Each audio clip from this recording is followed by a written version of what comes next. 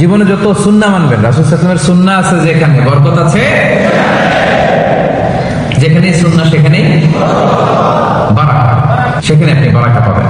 যে কোনো সুন্নাহ, like Sunnah of eating, Sunnah of sleeping, Sunnah of travelling, Sunnah of trading, খাওয়া, ঘুমানো, সফর করা, ব্যবসা, কাজ করা, যে কোনো কাজের ক্ষেত্রে সুন্নাহ মানলেই ওটার মধ্যে বরকত আছে না নেই? সুন্নাহর সাথে সবসময় নিজেকে জড়িয়ে রাখা। যেমন সুন্নাহ অফ ইটিং, খাওয়ার সময় সুন্নাহ মানলে কি বরকত পাওয়া যায় দেখেন। এক সাহাবী এসে বললেন, ইয়া রাসূলুল্লাহ, ইন্না নাআকুলু ওয়া লা নাশবা।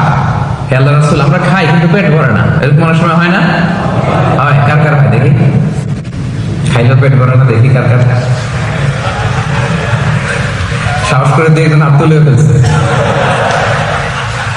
ঠিক আছে, সৎ সাহসের জন্য ধন্যবাদ। হতে পারে যারা কাজ করে বেশি, চিন্তা করে বেশি, ক্ষুধা লাগে। নট নেসেসারি যে আপনার অনেক দৌড়াইতে হবে, এক্সারসাইজ করতে হবে না। আপনি ব্রেন স্টর্মিং করলে ক্ষুধা লাগবে। আমি নিজেও ফিল করি, যখন কোনো কিছু নিয়ে খুব ভাবি তখন ক্ষুধা লাগে, এটা হয়। তো সাহাবীরা কি চিন্তা করেন, কি সিম্পলিস্টিক লাইফ লিড করতো। মনে যা আসছে নবীরে বলে ফেলছে, হে রাসূলুল্লাহ, ইন্না নাআকুলু ওয়া লা নাশবা। রাসূল, আমরা খাই কিন্তু পেট ভরে না। পেট ভরে না কেন? রাসূল সাল্লাল্লাহু আলাইহি ওয়াসাল্লাম দেখেন কি বলে। রাসূল সাল্লাল্লাহু আলাইহি ওয়াসাল্লাম বললেন, লাআল্লাকুম তাআকুলুনা মুতাফাররিকিন। মনে হয় তোমরা একা একা খাও, একসাথে খাও না। মনে হয় তুমি একা একা খাও, মেবি ইউ ইট অ্যালোন। একসাথে মনে হয় খাও না। ওই সাহাবী বলে, না, হ্যাঁ ইয়া রাসূলুল্লাহ, আমি আসলে একা একা খাই, অন্যদের সাথে বসে মিলেমিশে খাই না। তখন রাসূল সাল্লাল্লাহু আলাইহি ওয়াসাল্লাম খাবারের সুন্নাহ শিখিয়ে দিলেন, দ্য এটিকেটস অফ ইটিং। তিনি বললেন, ইজতামিউ আলা তাআমিকুম। না না না, একা একা খেও না, খাবার নিয়ে একসাথে সবাই বসবা।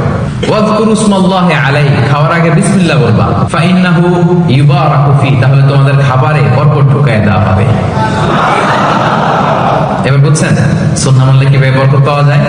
দেখেন, খাওয়ার ক্ষেত্রে আরো রাসূল সাল্লাল্লাহু আলাইহি ওয়াসাল্লাম কি ইনস্ট্রাকশন দিয়েছেন। তিনি বলেছেন, আহাব্বু তাআমি ইলাল্লাহি মা কাসরাত আলাইহিল আইদি। আল্লাহর কাছে সবচেয়ে প্রিয় খাবার ওইটা যে খাবারে অনেকগুলো হাত পড়ে।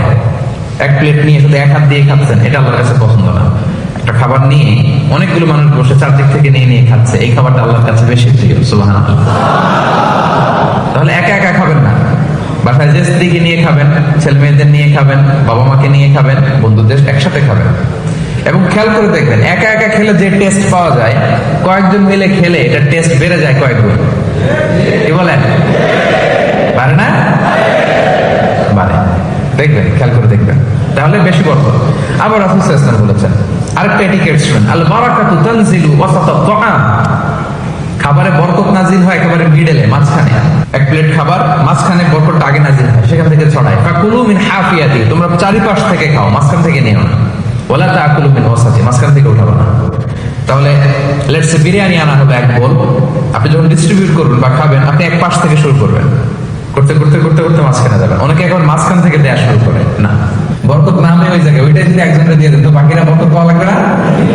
হ্যাঁ, তাহলে বুঝে শুনে না? আচ্ছা, মাশাআল্লাহ, তো বুঝতেছেন। আরো কি বলেছেন রাসূল সাল্লাল্লাহু আলাইহি ওয়াসাল্লাম, তুআমুল ওয়াহিদি ইয়াকফিল ইসনাইন। দেখেন আমাদের ইসলামিক ভ্রাতৃত্ববোধ কত সুন্দর। একজনের খাবার দুইজনের হয়ে যায়, রাসূল সাল্লাল্লাহু আলাইহি ওয়াসাল্লাম বলেছেন। তুআমুল ইসনাইনি ইয়াকফিল আরবাআ, দুজনের খাবার চারজনের হয়ে যায়। তুআমুল আরবাআ ইয়াকফিল আস-সামানিয়া, চারজনের খাবার আটজনের হয়ে যায়। এটা আমাদের ভ্রাতৃত্ববোধ। একটা বঙ্কুস চাইলে দুজনে খাওয়া যায় না? কথা কেন কেন?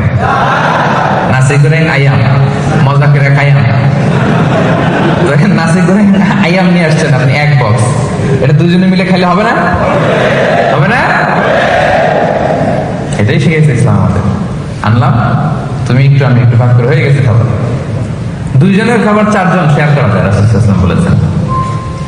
চারজনের খাবার আটজন শেয়ার করা যায়। আলহামদুলিল্লাহ পড়ে। কি সুন্দর এটিকেটস তিনি আমাদেরকে শিখিয়েছেন। তাহলে আমরা জানলাম, এটা তো শুধু খাওয়ার ক্ষেত্রে আমি বললাম, এরকম সব কিছুর ক্ষেত্রে রাসূল সাল্লাল্লাহু আলাইহি ওয়াসাল্লামের সুন্নাহ আছে না? ফলোইং সুন্নাহ, সুন্নাহ মানলেই বরকত নেমে আসবে।